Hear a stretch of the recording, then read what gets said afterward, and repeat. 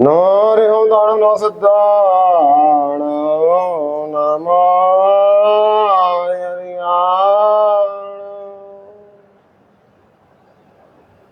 namo vajjayana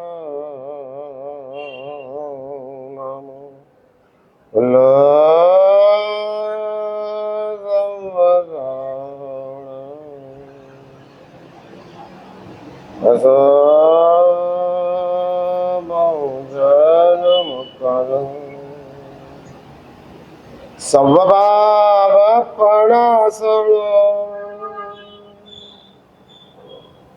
मंगलाणं च सव्यसे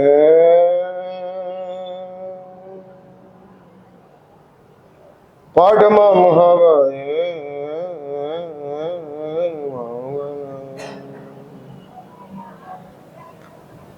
जय जगजीव जनी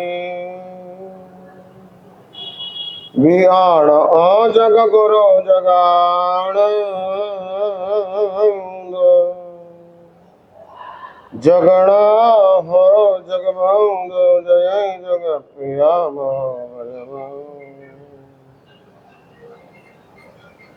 जय सुवाणं भगव तीर्थयाराणौ पश्चिमो जय जय गुरुलगाण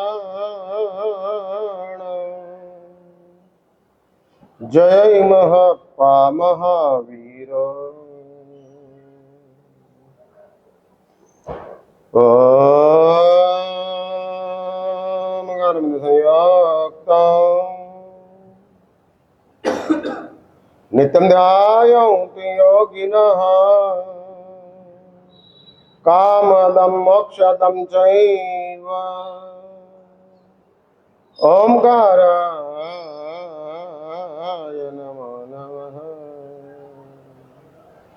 अज्ञानातिमिरन्दनं ज्ञानाञ्जनशलाकया नेत्रमुन्मीलितं येन तस्मै श्री गुरवे नमः।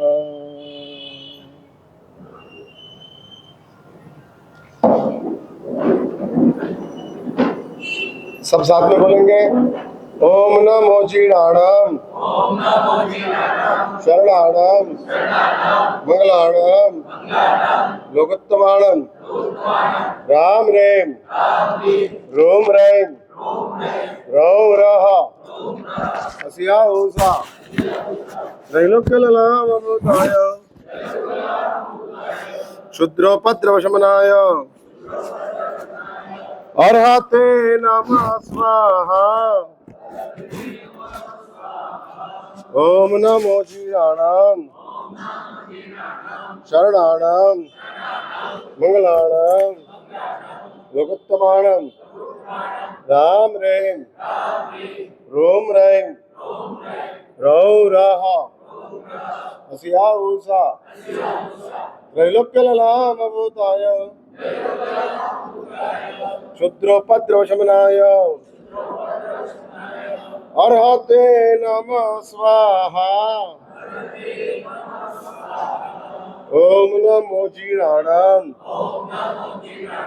शरणाणाम मंगलाणाम लोकोत्तमाणाम राम रेम रोम रेम रौ रह हसिया उषा त्रैलोक्यललामभूताय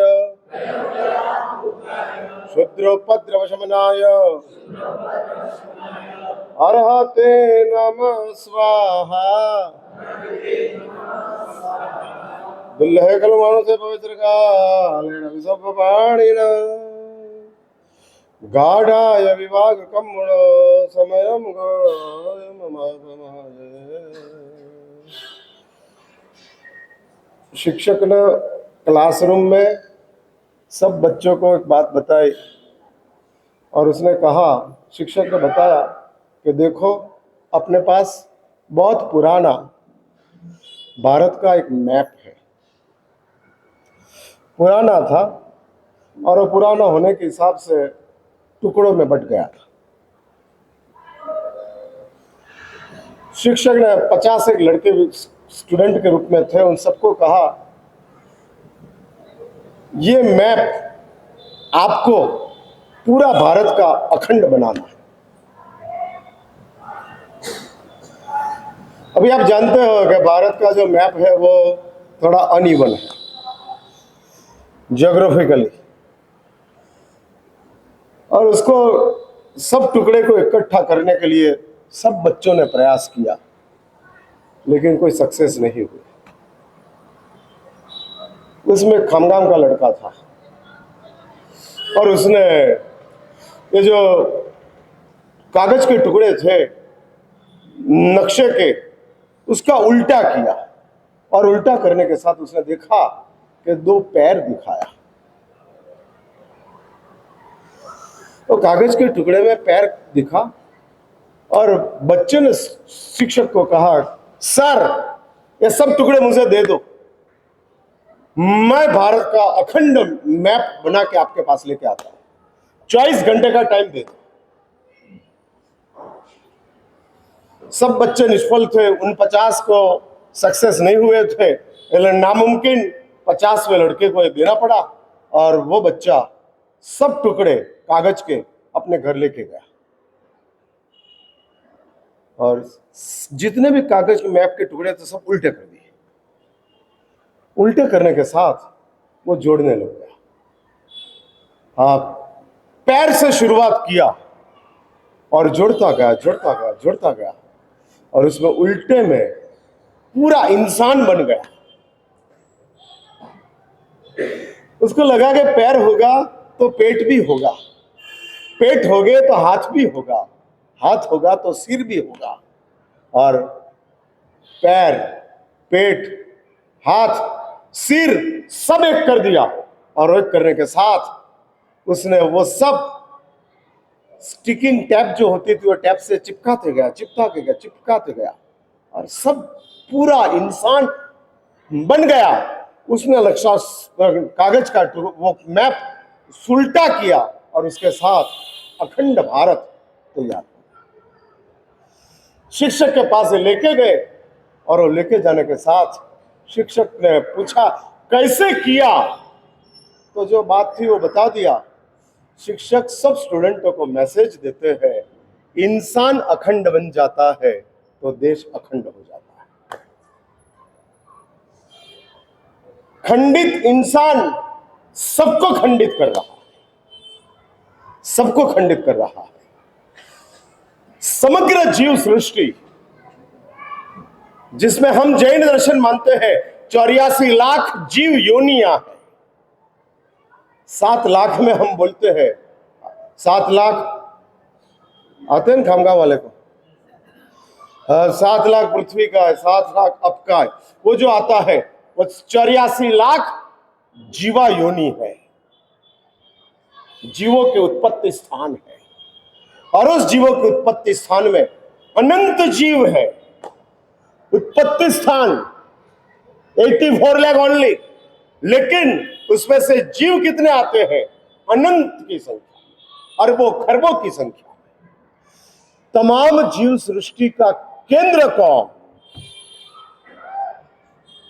जिसकी वजह से ये समग्र जीव सृष्टि जो तैयार होती है उसका सेंटर कौन? तो जैन शास्त्रकार कहते हैं इंसान।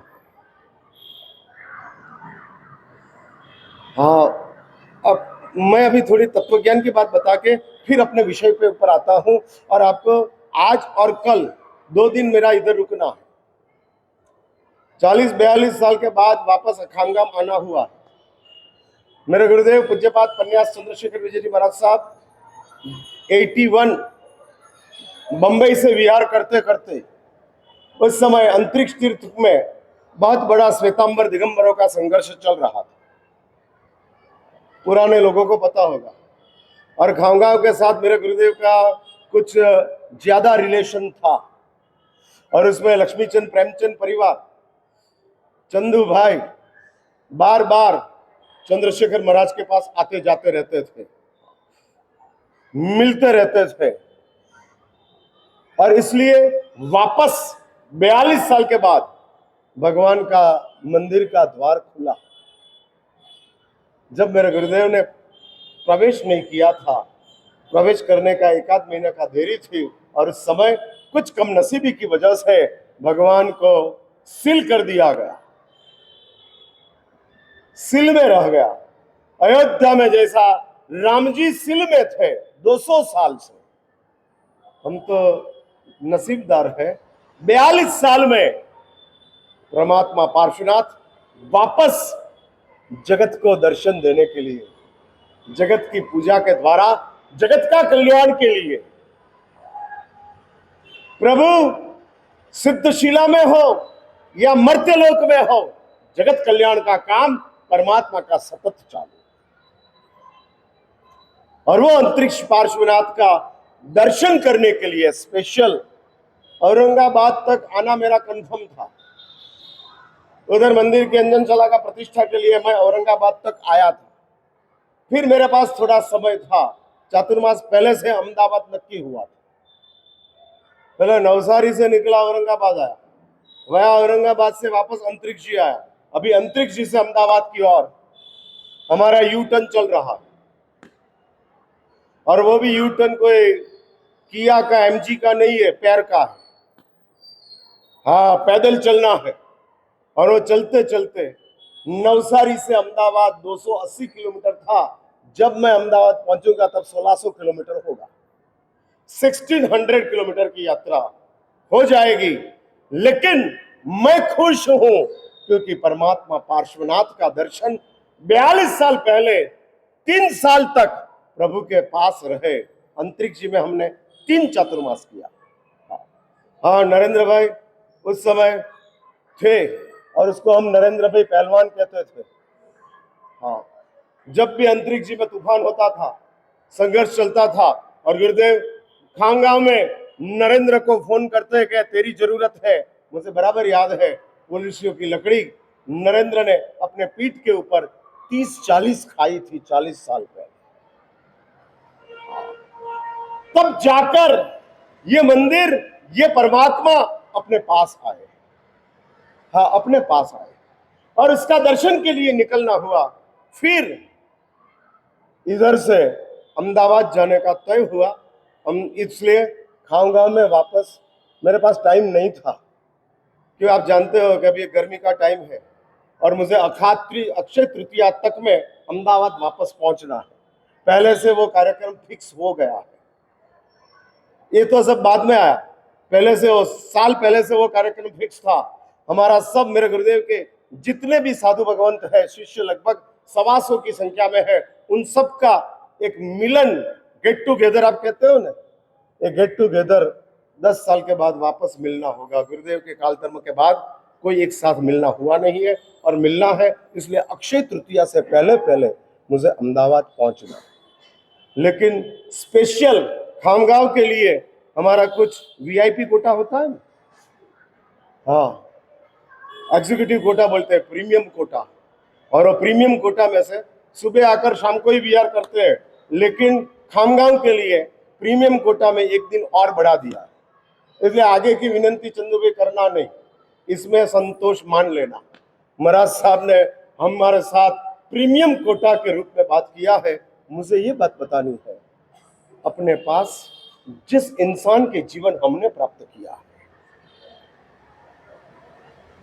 एक जब भौतिक जगत की विकास की यात्रा शुरू होती है, और वो भौतिक जगत में समझे ना आप, जो हमको दिखाई देता है वो भौतिक जगत, आंखों से जो हम देखते हैं वो भौतिक जगत, शरीर को हम आंख से देखते हैं भौतिक जगत, अंदर रही हुई आत्मा को हम देख नहीं सकते, वो आध्यात्मिक जगत। जिसका अनुभव होता है वो अध्यात्म है, जिसका दर्शन होता है वो भौतिक। हाँ, जिसका दर्शन होता है, पेंडा का दर्शन होता है भौतिक, लेकिन स्वाद का अनुभव होता है आध्यात्मिक। हम स्वाद दिखाई नहीं सकते थे, दिखाई देते नहीं। हाथ में पेड़ा दिखता है, हाथ में मिठास थोड़ी दिखती है। मिठास का अनुभव है, पेड़ा का दर्शन है। पैंडा भौतिक है और मिठास आध्यात्मिक है, सब कुछ चीज। इसलिए दिखता है वो भौतिक है, अनुभव जो होता है वो अध्यात्म। और इस भौतिक जगत की एक विकास यात्रा की शुरुआत होती है, डेवलपमेंट होता है, ग्रो। हम सबसे पहले बॉटम में जब थे, हम मीन्स अपनी आत्मा जब बॉटम में थी, तब अपने पास मात्र एक ही इंद्रिय थी। कौन सी? केवल स्पर्श, टच। उसको जाकर आगे बढ़ते बढ़ते बढ़ते बढ़ते 5 इंद्रियां प्राप्त हो गई, उसके साथ मन प्राप्त हो गया, उसके साथ मानव जीवन प्राप्त हो गया। देखो, 5 इंद्रियों पशुओं को भी मिलती है, हाँ, कुत्ते भेड़ को भी 5 इंद्रियां है। मन उसके पास बहुत तुच्छ है। आगे बढ़ो, 5 इंद्रियां मानवों को भी मिलती है और उसके साथ साथ मानवों को मन भी मिला, मन भी मिल गया। ये धरती के ऊपर अभी अभी 700 करोड़ मानवों की आबादी है। कितने मानव है?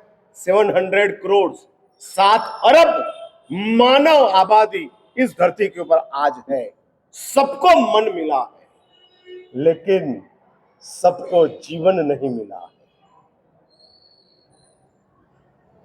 मन मिल, इंद्रिय मिल गई, मन मिल गया, जीवन किसको मिला? जिसको मैं जीवन कहता हूं, वो जीवन मानव जीवन। नो डाउट, 5 इंद्रिय जब तक प्राप्त नहीं होती है, मन जब तक प्राप्त नहीं होता है, तब तक जीवन शुरू नहीं होता है। जीवन का स्टार्टिंग इंद्रियों, मन और उसके बाद जीवन। अभी मेरा यह कहना है, मन का काम क्या चल रहा है?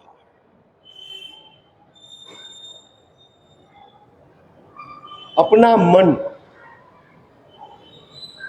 जिसके ऊपर अपना जीवन चल रहा है।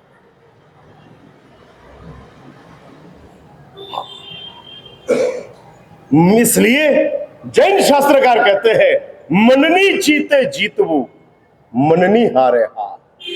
मन लई जाए मोक्ष में, मन ही नरक मौजा। नरक में जाने की ताकत किसकी? शरीर की? नहीं, मन की। भाई, आपने नारक शब्द सुना है ना? मैं आपको पूछ रहा हूं, नारक शब्द सुना है ना? क्यों खामगाम वाले इतने ठंडे क्यों हैं? यस के नो में जवाब देना है सिर्फ।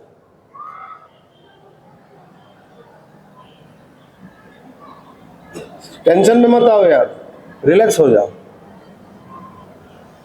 नारक नाम का शब्द सुना है ना आपने? नारक मीन्स, आपके दिमाग में नारक मीन्स क्या?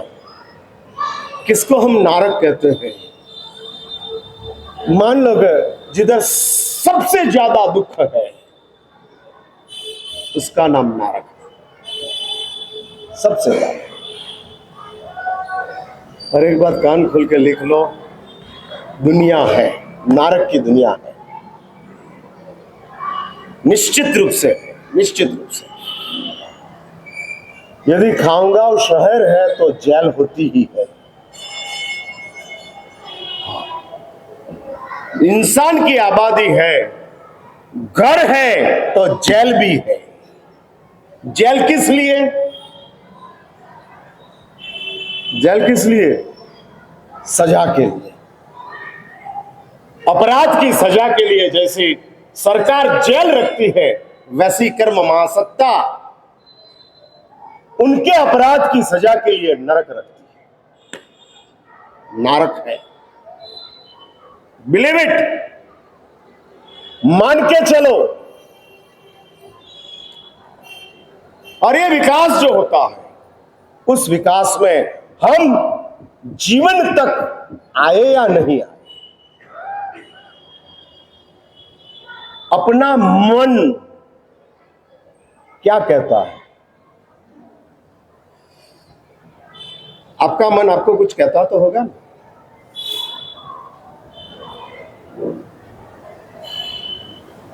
जो मन हमको प्राप्त हुआ है उस मन के साथ हमारा मैचिंग कितना?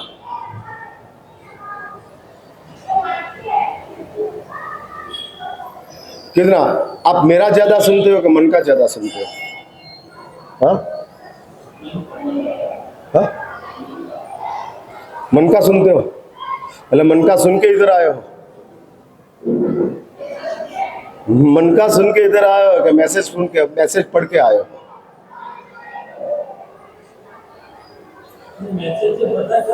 हाँ हाँ बराबर, એટલે मैसेज से पता चला। हाँ, मैसेज से पता चला और फिर मन ने कहा आना है, इसलिए हम आ गए। ओके, अभी कोई नई होटल खामगाम में खुली हो, मैसेज मिलता है तो ही जाते हो कि बिना मैसेज आप ढूंढ लेते हो? हाँ, ढूंढ लेते हैं। अपना मन जिसके ऊपर जीवन तैयार हो रहा है, और जैन शास्त्रकार कहते हैं यह जीवन रिपीटेडली प्राप्त नहीं हो सकता। सबसे पहला श्लोक जो मैंने लिया वो उत्तराधीन सूत्र का श्लोक है, और परमात्मा महावीर ने यह श्लोक इंद्रवती गौतम को नजर में रखकर बताया है। और परमात्मा महावीर कहते हैं दुल्लहे खलु मानुषे भवे। ये कौन बोल रहा है? कौन? भगवान महावीर बोल रहे हैं, जिसकी हम पूजा कर रहे हैं, जिसको हम भगवान मान रहे हैं, जिसके शासन में हम जैन बनकर आए हैं, वो परमात्मा महावीर बता रहे हैं मनुष्य जीवन दुर्लभ है। मेरा यह सवाल है कि आपको ये जीवन के बारे में क्या लगता है? सच बोलो, घड़ी मूल्यवान या समय मूल्यवान? हाँ, मीन्स घड़ी गुम हो जाए तो ढूंढने के लिए नहीं जाओगे ना?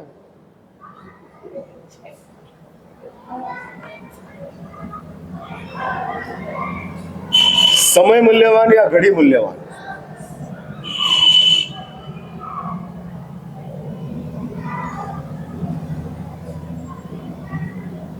जवाब है या नहीं है?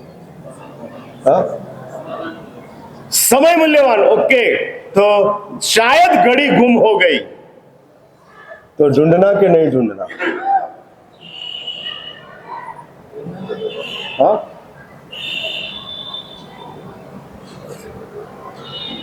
कम नसीबी है।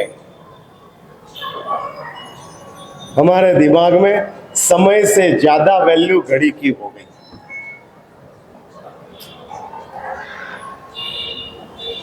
आंख से ज्यादा मूल्य चश्मा का हो गया। शरीर से ज्यादा वैल्यू कपड़ों की हो गई। स्वजन से ज्यादा मूल्य घर का हो गया। स्वजन ठीक है, घर महत्व का है।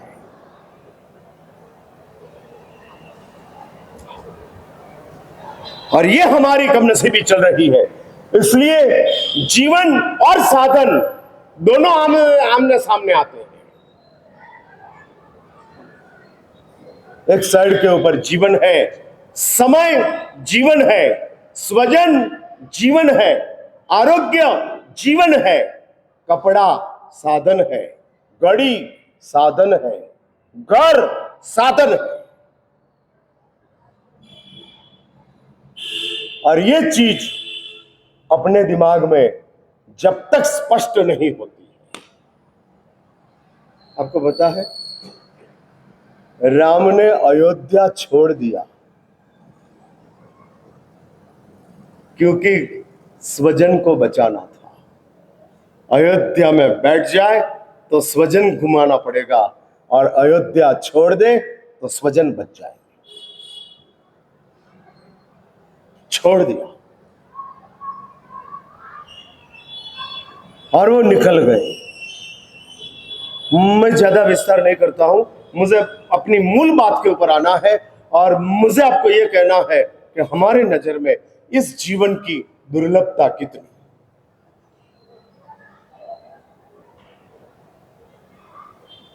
आप 24 घंटे में जीवन के बारे में कितना सोचते हैं?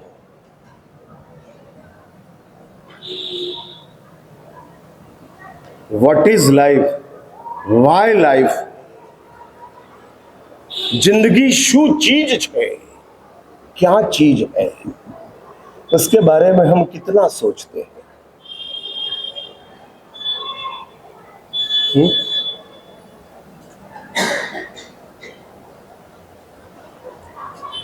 क्या हमारा काम चल रहा है, कितना स्पीड में? कभी आपको सोचना क्या मन होता नहीं है कि जीवन कैसे मिल गया, क्यों मिला? एक बात बराबर लिख के रखो, भोगों के लिए ये जीवन कामयाब नहीं है। बहुत स्पष्ट समझ के चलो। भोग मीन समझे ना आप, जिसके पीछे आपकी दौड़ चल रही है, इसलिए ये जीवन फेल है, कुछ काम का नहीं। हाँ, कुछ काम का नहीं। अपना जीवन, अपना शरीर भोगों के साथ मैच हो सके ऐसा है हाँ नहीं। मैं एक छोटा सा एग्जांपल देता हूं। किसी ने गिफ्ट में आपको काजू कतरी का पैकेट दिया, सुनना बराबर, आप आधा केजी काजू कतरी है उसमें, समझ लो कि आधे केजी के 30 टुकड़े हैं काजू कतरी के। डाइनिंग टेबल के ऊपर वो काजू कतरी का बॉक्स पड़ा है, आपको जबरदस्त भूख लगी है, जबरदस्त भूख लगी, और आपने 4 काजू कतरी का टुकड़ा खा लिया, 4 खा लिया, 26 छोड़ दिया। सच बोलो, 4 खाया, उसका आनंद 4 की वजह से है या 26 छोड़ने की वजह से है? 26 छोड़ दिया इसलिए 4 का आनंद, या 26 4 खाया इसलिए 4 का आनंद? सवाल समझ में आया? हा? 4 खाया, उसका आनंद किस लिए? 26 छोड़ा इसलिए या 4 खाया इसलिए? मेरा सवाल समझ में आया ना? हाँ, अभी आपका दिमाग क्या बोल रहा है? 4 खाने का आनंद तब ही मिलेगा यदि हमने 26 छोड़ा है, उसके बजाय 26 खा लिया होता तो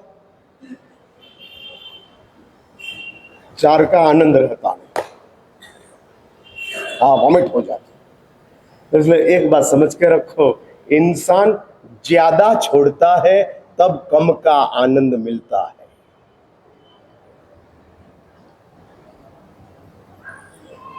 कम रखता है, ज्यादा छोड़ता है, तब उसको आनंद प्राप्त होता है। हाँ, तब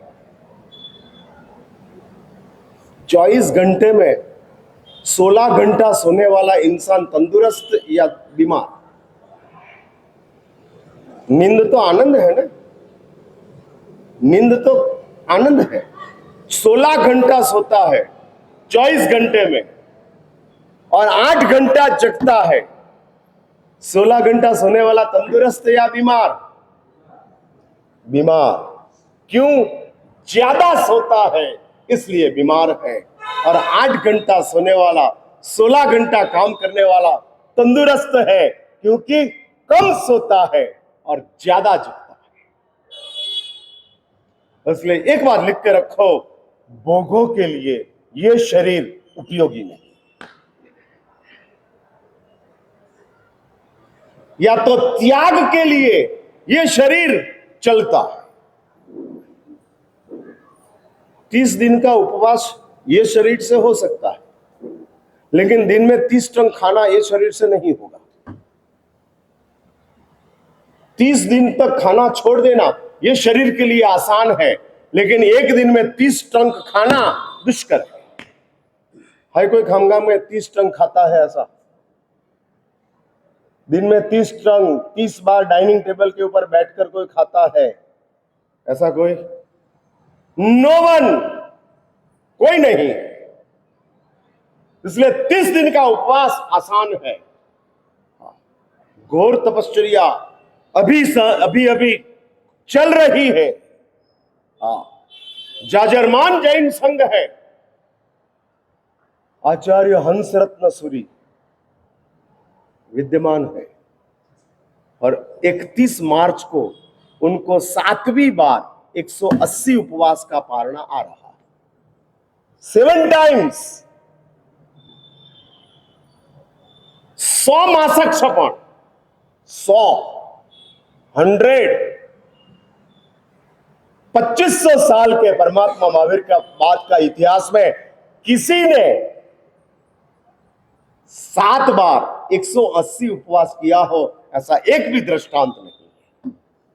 जब 21वीं सदी का इतिहास जैन संघ का लिखा जाएगा, तब हंसरत्न सूरी का नाम सुवर्ण अक्षर से लिखाया जाएगा, क्योंकि एक ही ऐसा आचार्य है कि जिसने इतनी घोर तपश्चर्या की। हाँ, वो महाराज मुझे कहते थे, महाराज जब पारणा आता है तब तकलीफ शुरू होती है। आपको चाय नहीं मिलती है तो तकलीफ है, उसको चाय मिलती है तो तकलीफ है। हाँ, लगातार। इसलिए ये शरीर, उनका शरीर कोई ब्रांडेड हो और आपका कोई चाइना मेड हो ऐसा नहीं है, सेम है। हाँ, वो भी आप पहराते हो वही रोटी खाते हैं और कोई रोटी खाते नहीं है।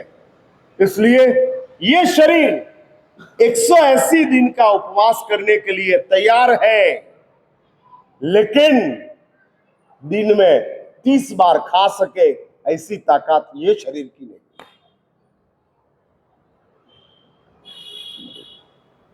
मुझे ये कहना है कि ये इंसान का जीवन हमारे पास जो आया है, हम कैसे इंसान बन गए वी डोंट नो, जानते नहीं हैं, लेकिन बन गए वो हकीकत है। अब ये इंसान का जीवन के साथ अपना व्यवहार कैसा है?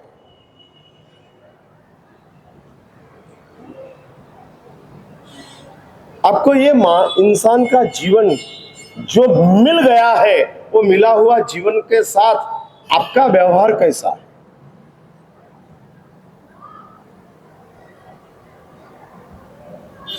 मुझे जानना है।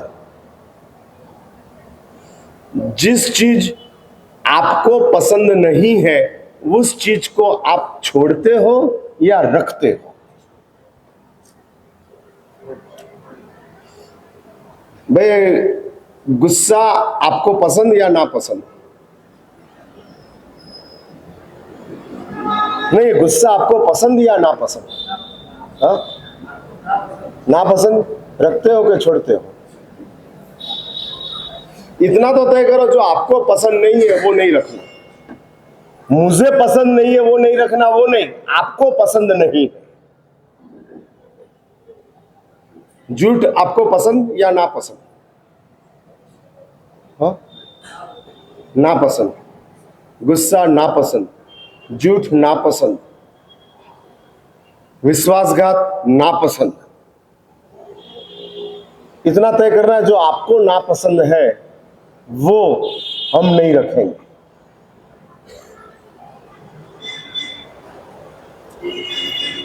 तय करना है। आपको पता है, पुण्या का जीवन की बात आती है, नाम सुना है ना पुण्या का? परमात्मा महावीर के समय में प्रभु महावीर के जैसे 11 प्रथम शिष्य थे, जिसको 11 गणधर कहते थे, वैसे परमात्मा महावीर के 11 श्रमणोपासक थे। श्रमणोपासक मीन्स संसार में रहकर परमात्मा के परम श्रावक, जिन्होंने 12 व्रत का स्वीकार किया था और परमात्मा महावीर के निकटतम श्रावक, श्रावक जीवन का तमाम कर्तव्यों का जिसके जीवन में संपूर्ण पालन चल रहा था, ऐसे 11 सुश्रावक थे। भगवान के श्रावक तो लाखों की संख्या में थे, पर उसमें भी 11 टॉप के ऊपर थे। हाँ, भगवान की नेशनल टीम थी। आईपीएल की टीम में तो लाखों थे, लेकिन नेशनल टीम में 11 श्रावक थे और उसमें एक पुण्या था। और उसकी प्रामाणिकता की बात शास्त्र में बहुत जबरदस्त आती है। हमारी नजर में पुण्या का सामायिक है, लेकिन पुण्या का सामायिक इतना श्रेष्ठ क्यों बन गया? वाह! तो उसके साथ उसका पैरामीटर्स आते हैं। हाँ, सामायिक को वैल्यूएबल बनाने का काम सामायिक नहीं करता है। उसके साथ जुड़ी हुई कुछ महत्व की चीज होती है जो उसके साथ जुड़ी है, इसलिए उसकी वैल्यू बढ़ जाती है। मकान की कीमत से इंटीरियर की कीमत ज्यादा है। क्यों?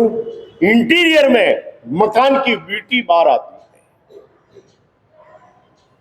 वैसे सामायिक का सौंदर्य सामायिक के साथ जुड़ी हुई कुछ विशेषता, कुछ सभ्यता सामायिक की वैल्यू बढ़ा देता है। और आपको आश्चर्य होगा ये बात सुनकर, शायद आपने सुनी है नहीं सुनी है मुझे पता नहीं है, लेकिन मैं आपको ये बात बताता हूं। एक दिन पुनिया सामायिक में से खड़ा हुआ और अपनी पत्नी को बुलाया, इधर आओ।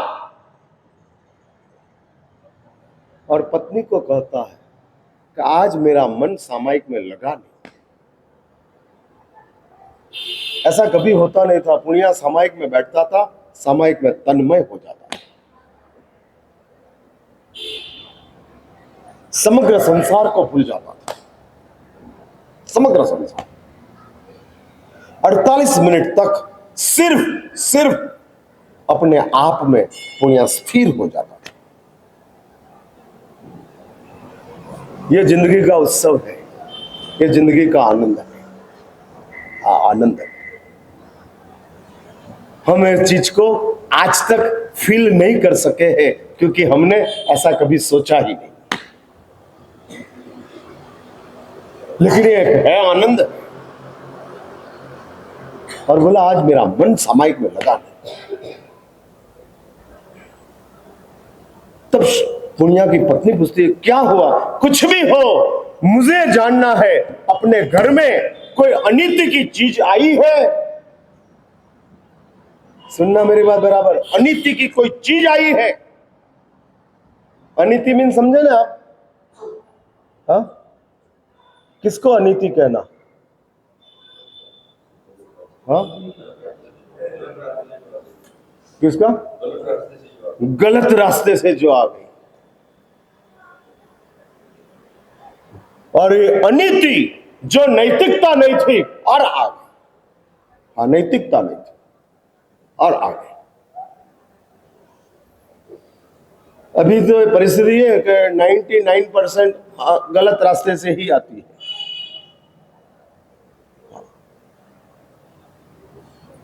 चलते रहता है। जो कुछ आप लोगों के जीवन में इधर उधर होता है, समस्याएं खड़ी होती है, वो समस्याओं का एक ही राज कर्म को मानकर मत चलो। कुछ ऐसे भी निमित्त काम करते हैं जिसकी वजह से ऐसा इधर उधर अनइवन चलते रहता है।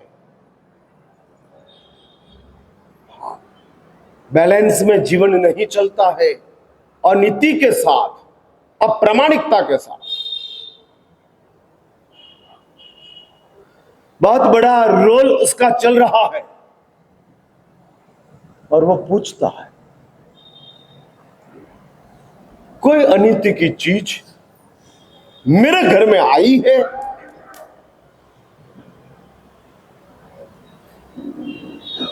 और पत्नी तलाश करता करता कहती है, बहुत देखा, बहुत गौर से देखा।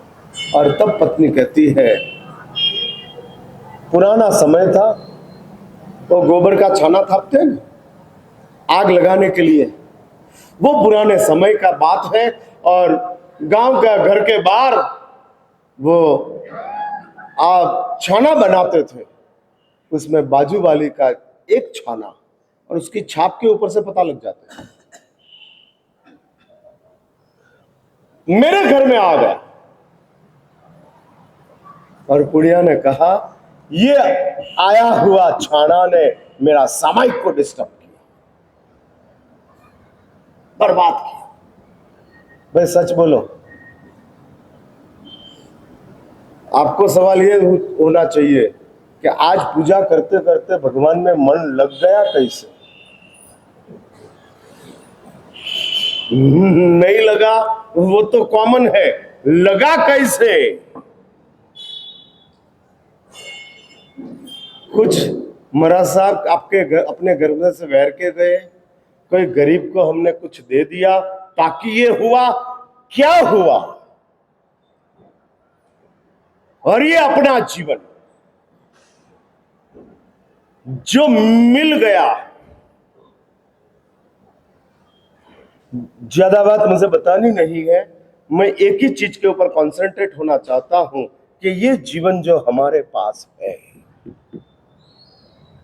वो आप क्या समझते हो? जस्ट लाइक क्रम, क्रम से मिल गया, एज पर शेड्यूल। घड़ी में 10 के बाद 11 बजता है, 11 के बाद 12 बजता है, शेड्यूल, एज पर शेड्यूल। वैसा ये घड़ी के जैसा ये जीवन आ गया।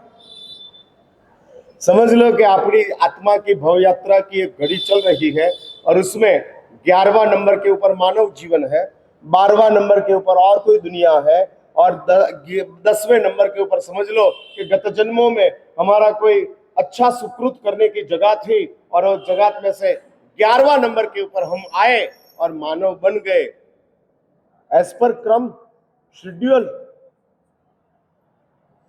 एक बात समझ के रखो, पशुओं की दुनिया क्रम से मिलती है या पतन से प्राप्त होती है। देव की दुनिया क्रम से मिलती है, इंसान की दुनिया क्रम से नहीं मिलती है। हाँ, नहीं मिलती है। उसके लिए शास्त्र कहते हैं उत्क्रम, जब आपका विकास होना हो। कर्म महासत्ता अपनी आत्मा का टेस्ट करने के लिए इंसान का जीवन हमको देती है कि इस आत्मा की विकास कितना हुआ, या तो इस आत्मा कौन सी स्थिति में है वो देखने के लिए इंसान का जीवन देती है। और ये इंसान का जीवन हमको प्राप्त हो गया है। अभी 2 बात मुझे बतानी है। पहली बात, मैं ये 2 बात बता के बात पूरी करता हूं, विषय को कल मैं आगे बढ़ाऊंगा, इसलिए आज 2 बात बताता हूं। जीवन की सार्थकता 2 चीज से है, या तो पापों को छोड़ दो, जीवन सार्थक है। Number 1, is it possible? पापों को छोड़ना हमारे लिए आसान है? अपने आप को पूछ लो। पाप मीन समझते हो ना आप?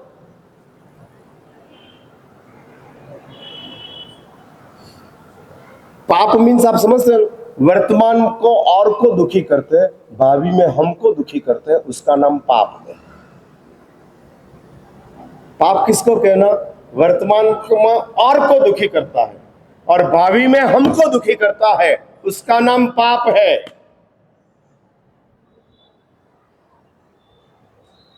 गुस्सा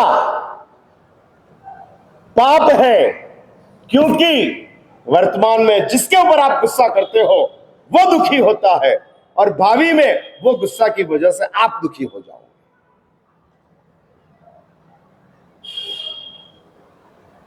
हाँ, दुखी हो जाओगे।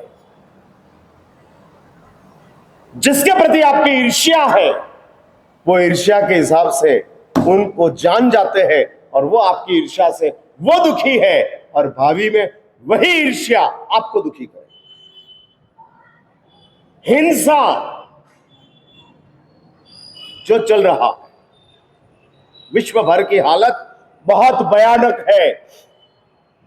समग्र विश्व में 98% लोग नॉन वेजिटेरियन है। 98%। अपना सद्भाग्य है, जन्म से हमारे मुंह में कभी नॉनवेज गया नहीं। ये हिंसा जितनी चल रही है। हाँ, मैं अभी खामगांव में आ रहा था, इधर आ रहा था, रास्ते में एक बाइक वाला 8-10-15 मुर्गी दौड़ने में बांध कर लटका कर लेकर जा रहा था बाइक के ऊपर। 15-20 मुर्गियां और उल्टी लटकाई। हाँ, उल्टी। जस्ट इमेजिन, ये हिंसा है। अरे हिंसा वर्तमान में मुर्गी को दुखी करेंगे, भावी में बाइक वाले को हिंसा छोड़ने वाली नहीं। इसलिए आप तय करके आना। कल पहला रास्ता बताया है ये जीवन को सार्थक करने के लिए। पहली बात है पापों को छोड़ दो। पूछो अपने आप को कि पाप छोड़कर हम जिंदगी जी सकेंगे? मुझे लगता है आपके लिए ये बात असंभवित है। पापों को छोड़ना दुष्कर है। दुष्कर है। जिंदगी और पाप एक सिक्के की दो पहलू बन गई है, नहीं छूट सकते। हाँ, नहीं छूटते। कम नसीबी तो वो है, जरूरी पाप तो नहीं छूटते हैं, बिन जरूरी भी नहीं छूटते। जिसकी जरूरत नहीं है वो भी पाप हम छोड़ने के लिए तैयार नहीं। आवश्यकता नहीं। हाँ, आवश्यकता, वो भी हम छोड़ते हैं। ऐसे बात है, अभी लंबी चर्चा करने, कल टाइम होगा तो बताऊंगा बिन जरूरी पाप अपने जीवन में कितना चल रहा है। मैं हम स्नान करने के लिए पानी चाहिए या साबुन चाहिए? हाँ, पानी या साबुन? हाँ, दोनों। फिर शैम्पू, सेवलॉन। चलो, पानी और साबुन दोनों चाहिए मान लिया, चलो। फिर शैम्पू का क्या, सेवलॉन का क्या?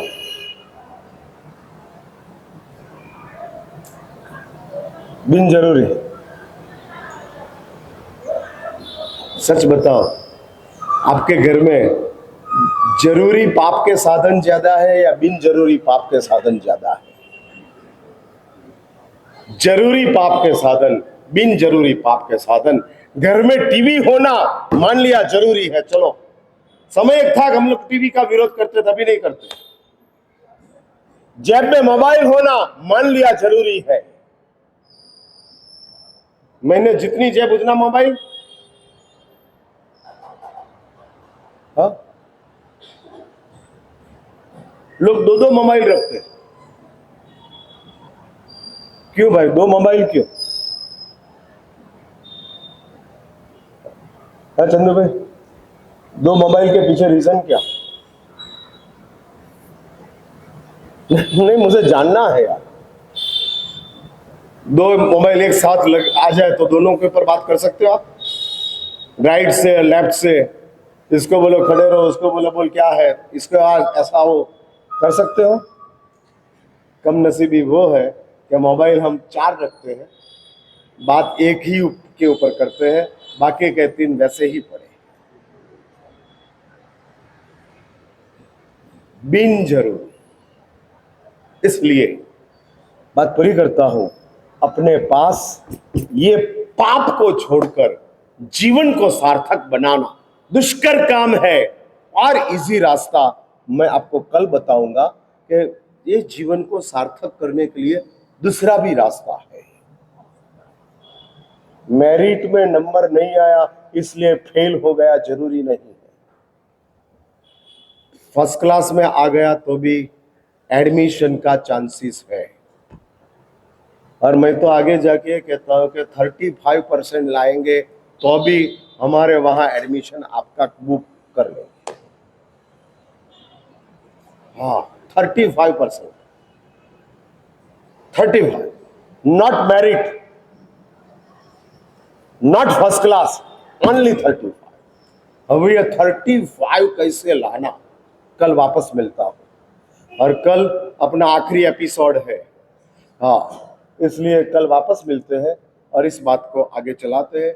आज मैं इधर ही रुकता हूं।